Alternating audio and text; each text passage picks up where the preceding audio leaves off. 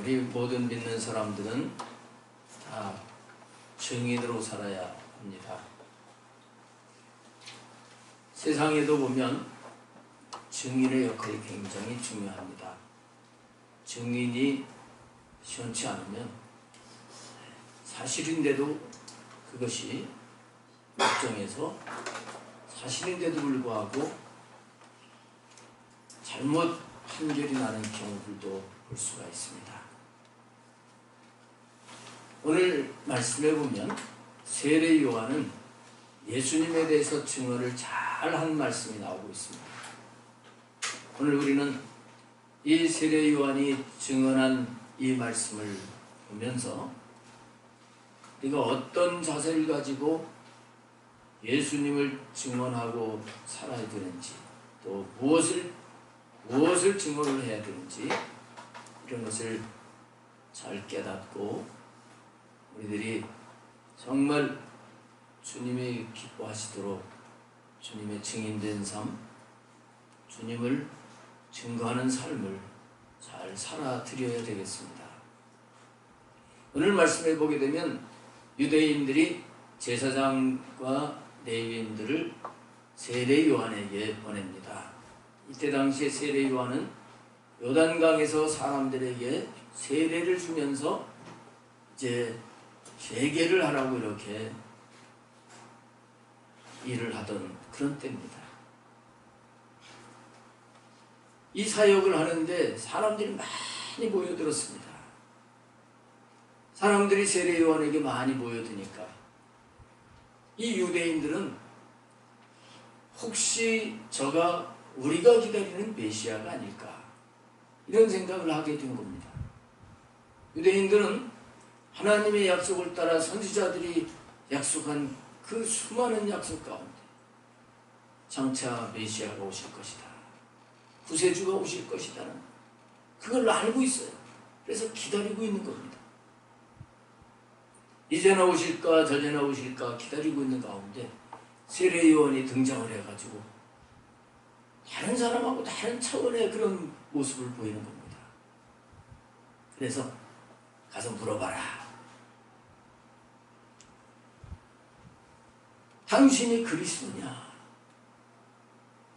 네, 세례 요한은 아주 단호하게 오늘 20절에 보면 요한이 드러내어 말하고 숨기지 아니하니 드러내어 하는 말이 나는 그리스도가 아니라 했다고 했습니다. 나는 그리스도가 아니라, 나는 너희들이 기다리는 그 메시아가 아니라 한 겁니다. 증언자는 증언자일 뿐이지 그 사람이 어떤 증언의 대상이 아닙니다. 예수 그리스도를 증언하는 자지 그리스도가 아니라는 겁니다. 그런데 사람들 가운데는 이걸 착각을 하는 사람들이 있어요. 자기가 그리스도라고 하는 사람이 우리나라에도 한 30여 명 된다고 합니다. 자기가 그리스도, 자기가 보혜사라고 하는 사람들이 있어요. 이 이단의 교주들이 그런 거예요. 예수님 이외에 그리스도는 없습니다. 성령님 이외에 보혜사는 없는 거예요. 어리석게 미혹의 사로잡혀서 예수 그리스도 이외에 그리스도가 있는 줄로 착각을 하고 이 거짓된 말에 속아 넘어가는 사람들이 있습니다. 이거 우리가 아무리 우리에게 능력이 있고 아무리 우리가 명성이 있게 된다고 할지라도 나 자신은 증언자일 뿐이라는 사실을 놓치지 말아야 돼요. 세례 요한은 나는 그리스도가 아니다, 단호하게 얘기를 하고 있습니다. 그러니까 그러면 그리스도가 아니라면 혹시 엘리야 아닙니까? 나 엘리야가 아니라고 그래요. 그러면 그 선지자 아닙니까? 나는 그 선지자도 아니다. 보냄을 받은 이 제사장들과 레위인들이 자 이게 당혹하게 된 거예요. 돌아가서 보고를 해야 될 텐데 다 아니라고 하니까 그래서 그러면 우리가 가서 보고를 해야 될 텐데 그러면 뭐라고 보고를 해야 되겠습니까? 이렇게 물어볼 때 세례요한이 23절에서 대답을 합니다. 이르되 나는 선지자 이사야의 말과 같이 주의 길을 곧게 하라고 광야에서 외치는 자의 소리로라. 자기가 뭘 해야 될 사람인지 분명하게 말을 해주고 있습니다. 자기는 주의 길을 곧게 하라고 광야에서 외치는 자의 소리 역할을 하는 사람입니다. 주님의 길, 메시아가 오시는 그 길, 예수 그리스도께서 구원의 사역을 하는 그 길을 곧게 하라고. 여기 곧게 하다고 하는 그 원어의 뜻은 바르게 인도하다, 바르게 안내하다 이런 뜻을 가지고 있어요. 여러분 우리들도 우리가 이 땅에 사는 동안 예수님에 대해서 바르게 인도하는 자가 되어야 돼요. 바르게 안내하는 자가 되어야 돼요. 우리는 그 역할을 하는 거예요. 내가 대단한 줄로 내가 나를 나타내는 것이 아니라 그분이 높여지도록 다른 사람들이 예수님께로 잘 가도록 안내하는, 인도하는 그 역할을 감당하는 것이라는 겁니다. 어디에서? 광야에서. 광야라고 하면 그 유대 지역에 사람이 살지 못하는 그 척박한 땅이죠. 그 광야에서 하는데 영적으로 보게 되면 패역한 세대를 가리키는 겁니다.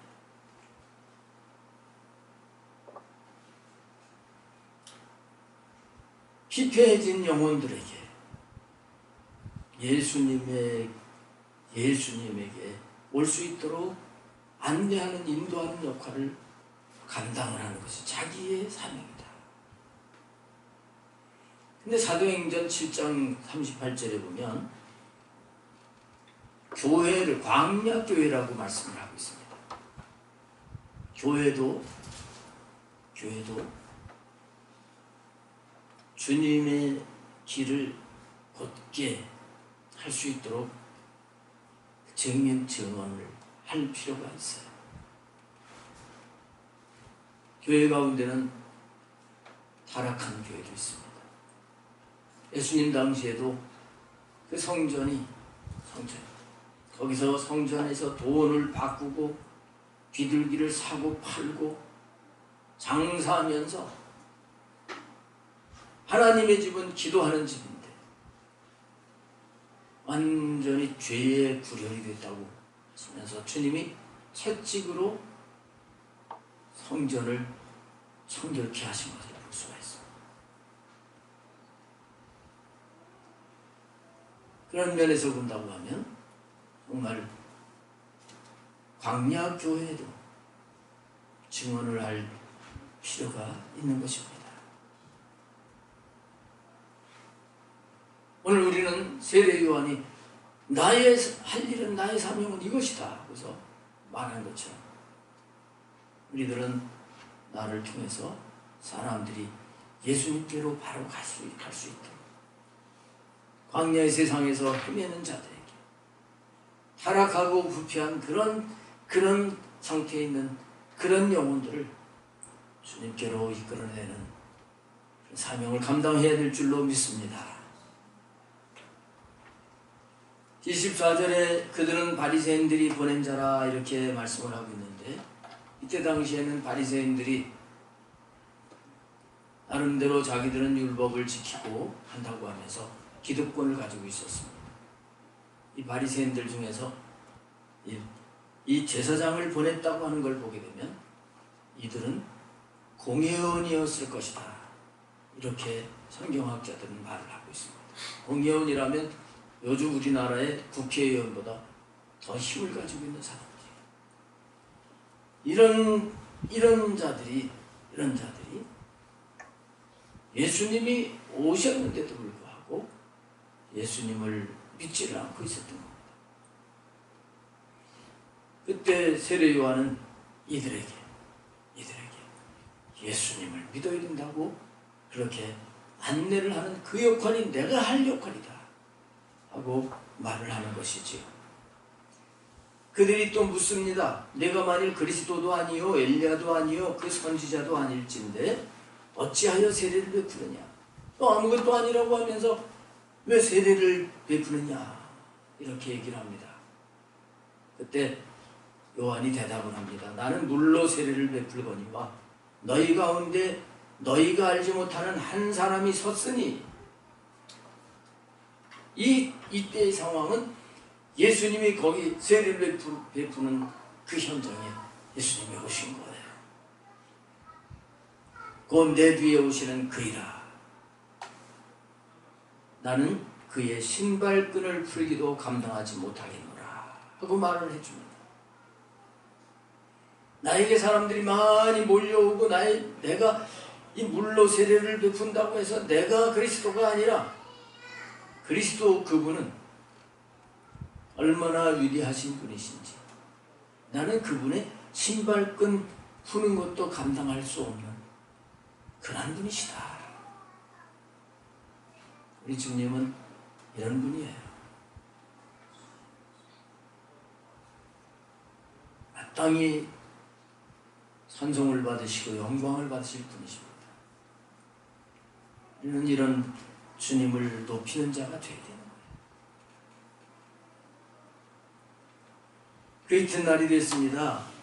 이튿날 요한이 예수께서 자기에게 나아오심을 보고 이르되 보라 세상 죄를 지고 가는 하나님의 어린 양이로다 하고 외칩니다. 자, 예수님을 실제 쳐다보라고 하는 거예요. 보라. 이 보라는 명령이죠. 봐라. 그러면서도 그 기다리던 메시아 예수 그리스도께서 여기 오셨습니다. 놀래가지고 감탄하면서 봐라 하고 자랑을 하는 그런 말이에요. 이 세상의 모든 사람들은 다 예수님을 봐야 됩니다. 예수님을 봐야 돼요. 이스라엘 백성들이 광야 생활할 때 자꾸 원망불평을 하게 되면서 하나님이 불뱀을 그들 가운데 보내가지고 불뱀 독사가 그들을 물어가지고 그들이 죽게 되지요. 그때 모세가 기도할 때 하나님께서 그러면 장대 위에다가 놋뱀을 만들어서 높이 달아라 하고 말씀을 하셨어요. 그리고 그 놋뱀을 쳐다보면 살리라. 그 말씀대로 했을 때 놋뱀을 쳐다본 사람들은 독사에게 물렸는데도 다 살았어요. 쳐다보지 않은 사람들은 죽었어요. 오늘 요한복음 이 3장이 넘어가면 예수님이 말씀하시는 내용이 나옵니다마는 모세가 광야에서 뱀을 든 것처럼 인자도 들려야 되리라 이렇게 말씀을 하셨어요. 놋뱀을 바라본 것처럼 모든 죄인들은 모든 인생들은 다 예수님을 바라봐야 됩니다. 바라봐야 됩니다. 예수님 믿었어도 우리는 주님을 바라보고 살아야 돼요. 히브리서 12장 2절에 믿음의 주여 또 온전케 하시는 이인 예수를 바라보자. 예수를 바라봐야 살아요. 예수님을 안 바라보고 세상의 것을 바라보니까 실패하고 낙마하고 허둥거리는 삶을 사는 것입니다. 보라, 세상 죄를 지고 가는 하나님의 어린 양이로다. 세상은 타락하여 죄악으로 가득 차 있고 그 죄악 때문에 문제가 많은 세상이 되었지요. 그런데 그 세상 죄를 지고 가시는 분이라는 거예요. 죄의 짐을, 세상의 모든 죄의 짐을 지고 가시는 분이라는 거예요. 그 죄로 말미암아 멸망해서 지옥 갈 그 짐까지도 지고 가시는 것이죠. 죄로 말미암아 고통, 질병, 저주 이런 것들이 온 것, 이걸 다 짊어지고 가시는 분이 저분이다. 우리의 연약함도 주님은 지고 가시고 우리의 근심 걱정거리도 다 지고 가십니다. 그분을 바라보시기를 주님의 이름으로 축복합니다. 그 예수님을 바라봐야 돼요. 세상의 죄를 지고 가는 저 하나님의 어린 양을 봐라. 여기서 하나님의 어린 양이 중요한 부분이지요. 세상에는 양이 많잖아요. 근데 하나님의 어린 양, 그냥 동물 양이 아니에요.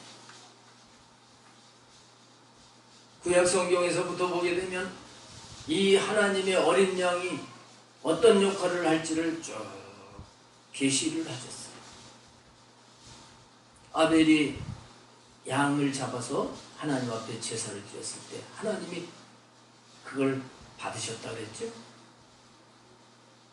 하나님 앞에 제물로 양이 드려졌습니다. 아브라함이 이삭을 하나님 앞에 번제로 드리려고 했을 때 그 모리아산에 하나님은 수풀에 걸린 양을 예비하셔서 그 양으로 제사를 대신 드리게 하셨어요. 이렇게 쭉 양에 대해서 하나님은 계속 계시를 하셨습니다.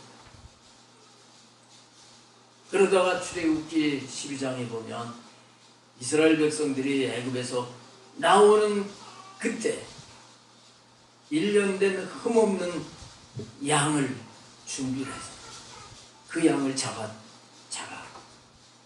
어떻게 했습니까? 피를 받아가지고 피를 문설주와 문인방에다가 발랐어. 그리고 그 양의 고기를 불에 구워 먹었는데 이걸 한 이 행동 때문에 그날 밤에 죽음의 사자가 애굽 전역을 다니면서 장자는 다 죽이고 그리고 첫 번째 그 동물들도 전부 죽이고 하는데 이 어린 양의 피를 바른 그 집안에는 죽음의 사자가 넘어갔다는 겁니다. 이게 넘어갔다 그래서 유월절이 생기게 된 거예요. 세례요한은 지금 예수님이 이제 오셔가지고 공생애를 시작하는 그 시점에서 바로 저분이 하나님의 어린 양이다. 하나님의 어린 양이다. 이렇게 지금 오라고 외치고 있는 것입니다. 어린 양은 이렇게 보면 만져보고 싶은 그런 느낌이 그냥 들지요. 어린 양이라고 하는 것은 온유하다는 그런 의미가 있어요. 예수님은 온유하신 분입니다. 겸손하신 분입니다. 예수님께서 마태복음 11장에서 말씀하셨죠. 수고하고 무거운 짐진 자들아 다 내게로 내가 너희를 쉬게 하리라.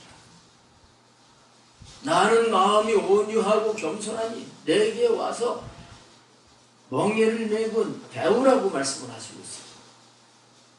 예수님은 온유하고 겸손하신 분이에요. 그래서 아버지의 뜻에 따라서 세상 사람들이 죄를 졌는데 너 가서 세상 사람들의 죄를 지고 십자가에서 죽어라 하고 명령을 하셨을 때 예수님은 온유하셔서 복종을 하시면서 털을 깎는 양이 털 깎는 자 앞에서 잔잔히 하는 것 같이 묵묵히 하나님의 뜻에 따라 사시는 분입니다. 이 어린 양이에요. 그런데 세상의 모든 죄를 용서하기 위해서 그러면 아무나 대신 죽으면 되겠지, 그렇게 생각을 하면 안 됩니다. 반드시 유월절 제물은 흠이 없는 양이라야 됐습니다. 그래서 사흘 전에 미리 1년 된 양을 선택을 해놓고 사흘 동안 계속 흠이 있나 없나 살펴보고, 흠이 있으면 바꿔서 유월절 양이 되게 하셨던 거예요. 예수님은 흠이 없으신 분이십니다. 죄가 없으신 분입니다. 그래서 인류의 모든 죄들을 대신 담당하실 수 있는 그런 분이십니다. 베드로전서 1장 18절 말씀에 보면 너희가 알거니와 너희 조상이 물려준 헛된 행실에서 대속함을 받은 것은 은이나 금같이 없어질 것으로 된 것이 아니오 오직 흠없고 점없는 어린 양 같은 그리스도의 보배로운 피로 된 것이니라. 흠없고 점없는 어린 양 같은 예수님의 고혈 때문에 우리가 죄사함을 받고 구원을 받는 것이지, 죄 있는 인간이 죽은 것이 아니라고 하는 겁니다. 그 다음에 이 예수님이 하나님의 어린 양이라고 하는 말씀 속에는요, 희생제물이다 하는 뜻이 있는 것입니다. 희생제물. 그냥 예수님 혼자 그냥 죽으신 게 아니라 희생해서 죽으신 것이라는 것. 마가복음 10장 45절에 보면 인자에 온 것은 섬김을 받으려 함이 아니라 도리어 섬기려 하며 많은 사람들의 목숨을 위해서 자기 목숨을 내어주시려고 오셨다. 여기 하나님의 어린 양 세례 요한은 이 예수님을 정확하게 보고 지금 저 어린 양을 봐라 하고 증언을 하고 있는 것입니다. 우리들도 이런 증언을 하고 살아야 돼요. 예수님을 봐야 산다. 그분이 당신의 죄를 지고 죄값을 다 치르신 분이에요. 우리는 이것을 증언하며 살아야 된다는 것입니다. 근데 예수님이 이제 이렇게 겸손하고 온유한 가운데 이 세상에서 구원을 이루어 주셨지만, 요한계시록에 보면 예수님은 심판주로 최후의 승리를 얻으시고 영광을 받으실 분이다 하는 것을 말씀을 하고 있어요. 요한계시록 14장 1절에 보면 또 내가 보니 보라, 여기도 보라 하고 말씀하고 있습니다. 어린 양이 시온산에 섰고 그와 함께 14만 4천이 서 있는데 그들의 이마에는 어린 양의 이름과 그 아버지의 이름을 쓴 것이 있더라. 반드시 이 세례 요한이 보라 하고 하나님의 어린 양을 향해서 말하는 한 그 어린 양 되시는 예수 그리스도를 반드시 믿어야 됩니다. 믿고 영접을 해야 이마에 어린 양의 이름이 그때 있게 되는 거예요.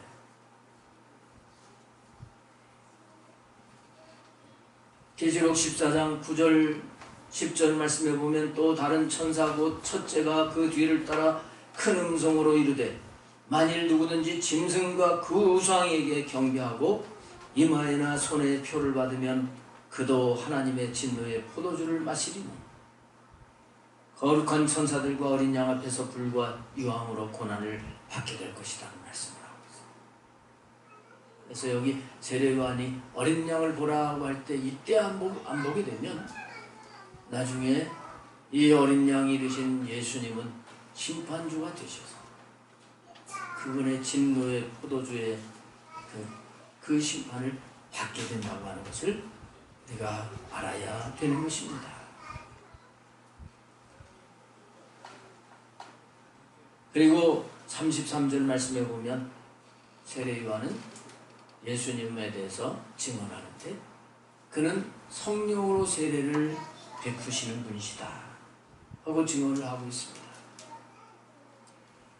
자, 이것은 깊은 의미가 있는데요. 예수님이 오시고 예수님이 떠나시면서 성령님이 오시는 거예요. 그 예수님이 보내신 보혜사 성령님이 오실 때 예수님을 제대로 믿게 됩니다. 예수님을 영접을 하게 됩니다.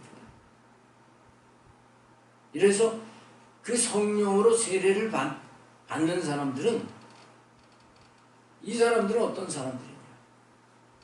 이 사람들은 예수님이 죽으실 때 죽고 예수님이 부활하실 때 다시 살아서 새 생명으로 살게 된 사람들입니다. 이런 의미가 있는 거예요. 로마서 6장에 이 부분을 분명히 말씀을 하시고 있어요. 우리는 성령님 안에서 성령의 충만한 가운데 내가 죽어야 돼요. 내가 죽고 주님이 사시는 이 삶을 살아야 되는 것입니다. 세례 요한이 그분이 성령으로 세례를 주실 것이라는 의미 속에는 이것이 들어있는 거예요. 우리는 그래서 이 말씀도 우리가 받고 나는 성령으로 세례를 받아가지고 다른 사람들에게도 예수님을 믿고 성령으로 세례를 받아서 성령님 안에서 새 생명의 삶을 살라고 증언하는 자가 되어야 될 줄로 믿습니다. 마지막으로 31절을 보고 마무리를 짓습니다. 나도 그를 알지 못하였으나 내가 와서 물로 세례를 베푸는 것은 그를 이스라엘에 나타내려 함이라. 세례 요한이 요단강에서 이렇게 물로 세례를 베푸는 것은 그를 이스라엘에 나타내려 함이라. 우리들도 예수님을 사람들에게 나타내야 돼요. 이런 증언의 삶을 살아가야 됩니다. 세례 요한이 예수님을 이렇게 확실하게 증언한 것처럼 저와 여러분도 예수님을 바로 증언하면서 살아가는 이 사명을 감당하는 삶이 되어지시기를 주님의 이름으로 축원합니다. 기도하시겠습니다.